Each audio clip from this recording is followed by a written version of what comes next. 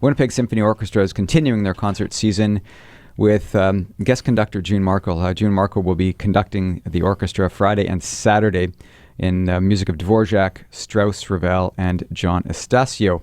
Jun Markl was the director of the Orchestre National de Lyon for 6 years, from 2005 to 2011, principal conductor and artistic advisor of the MDR Leipzig Radio Symphony up until 2012. He's toured Japan, Europe, all the great halls and festivals, and been a guest conductor with leading orchestras as well. And further to that, in 2012, he was honored by the French Ministry of Culture with the Chevalier de l'Ordre des Arts et des Lettres. And he's here in the studio with me this morning to talk about his concert this weekend. Good morning, Jun. Good morning, everybody. Welcome to Winnipeg. Welcome to Classic 107. Thank you very much. It's a pleasure to have you here. Yeah. And you're spending your time in Munich these days, and we looked outside the window and you said, this is kind of what it's like outside in Munich. Yeah, so it's not a big shock. The same. Yeah, and I'm really amazed that it's so warm here. I didn't expect that. Well, don't let it fool you. It does get a bit colder here, okay. So it does. So tell us a little bit about your background. I know you come from a music family of musicians. Tell us a bit about how you grew up with surrounded by classical music. My mother's a pianist, and she came from Japan. Mm-hmm. My father is German, Bavarian, yes, and was a fiddle player. And they both studied in Munich. They met in Munich, played a lot of chamber music together. And I was the result of these chamber music efforts. So I grew up with that music and always had the sound of the best of the repertoire of the violin and the piano around me. And then it was very natural that I wanted to play these instruments. So I started very early, 3 and 4 years old, to play these instruments. And they have accompanied me through my life. Mm-hmm. Who were your first teachers? Was it your parents that were teaching you first? Yes, teachers and parents. That's kind of tough. It can be very tough. Yes, at times it's you wish you would have a teacher who would where you can distance yourself more. Yeah, but on the other hand, it's a good education because for a long time you're being guided. Mm-hmm. And by kind hands, right? And people that know you and they know how to communicate with you and. Yeah, right. Kindness. My mother is from Japan, I said, and yes. Education is very strict there. So it was also very tough. Yeah, and also, from your father's side as well, very disciplined and when it comes to music. And I mean, a lot of the great composers come from that, right? Come from that area. So you started playing violin and piano, and what about conducting? I mean, that came very late. And the fascination of conducting actually was for me that I found out after having studied and practiced so much, especially the piano. And on the piano, you're working basically for yourself. And of course, from time to time, you do chamber music, but basically you're working just by yourself.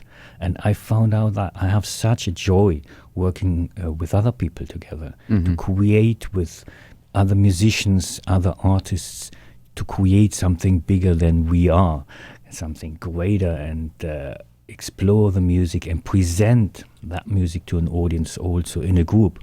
So then it was quite natural to go into conducting. So do you remember the first big concert that you conducted? Were there some nerves involved in that? And yeah, always. Always? Yes. But this is also a constant problems for us artists, for performing artists, how to get this in control, this nerve things, this nervosity. And I think we just have to change it into an excitement, positive excitement about the music, about the performance, which is going to happen now, to be able to present something really special to the audience. And so in that way, kind of, you don't master it always because it's a real challenge. Go out in front of 2,000 people and do something which could at any moment go wrong.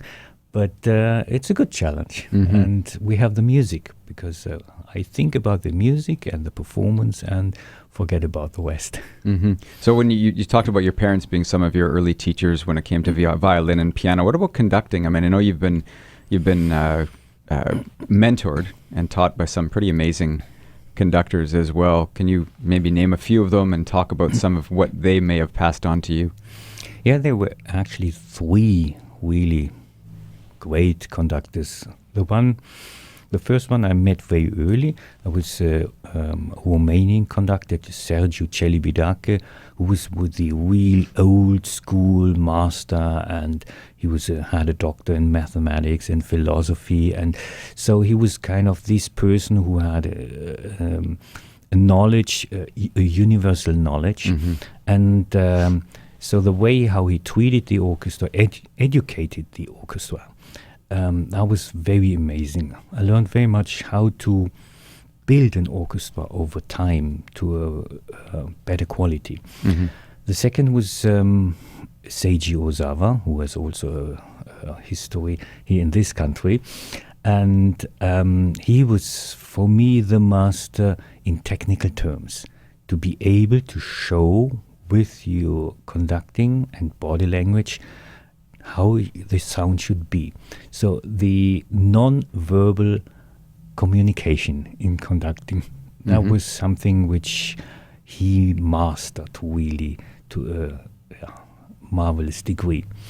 And the third person was Leonard Bernstein, who was, again, one universal, not only musician, but teacher, educator, communicator, and all these ideas, this idea of conducting being much more than just beating some bars, but being able to communicate to a large community, everything around an orchestra and music, that's one of the important messages I got. And probably from him would be personality too. I mean, his personality was so big. You know, that would shrink us as the students. We were kind of intimidated next to him, And as a student, that's good. You learn modesty, and over time, of course, you have to develop your own personality. But never forget these great personalities which I was able to meet and had the honor to work with. Yeah, absolutely. I'm in the studio where I'm having a conversation with conductor Jun Markl, who's in town to conduct the Winnipeg Symphony Orchestra this weekend. Tomorrow and Saturday concert is Dvorak, John Estacio, Richard Strauss, and Maurice Ravel. Let's talk a little bit about this program. How did it all come together? In which I know that typically the orchestra might say, "Well, we would love this performed. Are you okay with it?" And you might throw something back their way. Who had the influence here? Like, which pieces are you familiar with, and which ones did they want you to perform? Actually, in this case, it was all about the Winnipeg Symphony Orchestra. All about the WSO. They told me what they wanted to have, and the work by John Estacio is also new for me because it's part of these premieres in different Canadian symphony orchestras. This work goes around, especially this and last season. And I think it's a very nice work, and I'm grateful that I can discover this. And the other works, yes, I know them, but never have done those in this combination. We have a very colorful program.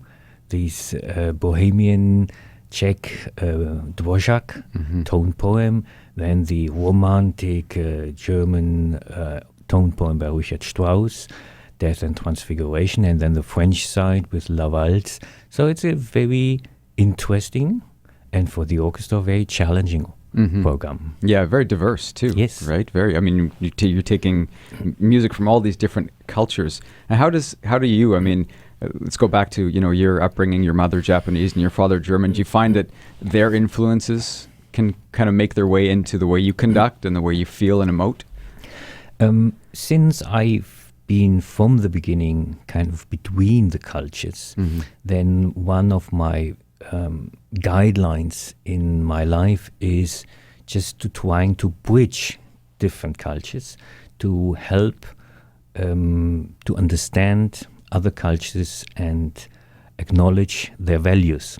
And in this way of thinking, I'm able very quickly to adapt, to find out what it is, a different culture, what makes it very special, and then to adapt my working and performing. And so in this case, we have this French and we have this German romantic, heavy sound. So that's completely different. And that's also something I work with the orchestra to find out how to perform these different stylistic thing. This morning we will work and start with the Dvorak. It's another different world. And that's the pleasure of giving the audience kind of the opportunity sitting in their chair in the concert hall and traveling around, at least in sound-wise and musically, to different continents or different countries. Oh, we need more people like you who want to bridge that gap between cultures. Maybe politics is your next after you finish.